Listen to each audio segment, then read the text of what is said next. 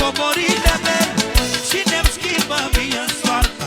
Băiatul și fata, puterea lui tata, mai scump ca orice avere. Băiatul și fata, comorile mele. Casa mea ține în ea bogăția cea mai mare. Haide, haide, haide, doar copiii mei îmi dau puteri supranaturale. Haide, haide, haide, nișele mai negre, gânduri nu mai par atât de grele. Ia bine, mă, șefule! Când veneți noaptea cu grijă, robul fericirii mele. Oh!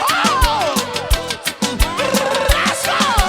Sai, sai, sai, sai, sai, hei, sai, hei, sai, hei. Ia bine, mă, șefule!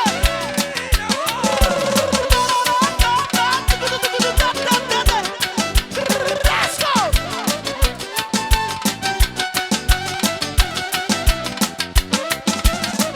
Nu sunt eu ăla bogat, băiatul și fata, asta mi-e regat. Pentru cine trag într-una, băiatul și fata, soarele și luna. Nu sunt eu ăla bogat, băiatul și fata, asta mi-e regat. Pentru cine trag într-una, băiatul și fata, soarele și luna. Casa mea ține în ea bogăția cea mai mare.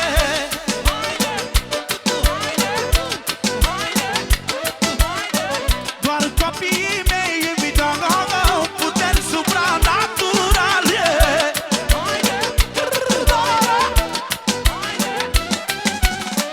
Nișele mai negre, gânduri nu mai par atât de grele.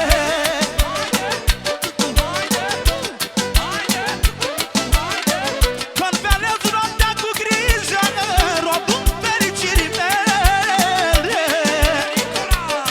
Ora, mă, doamnă! Rasco! Ia bine, bine, mă!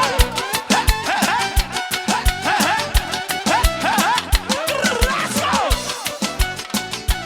Haideți! Haide!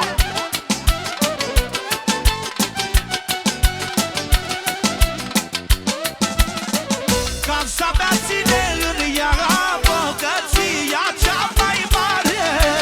Haideți! Haide! Haide! Doar copiii mei îmi dau puteri supranaturale.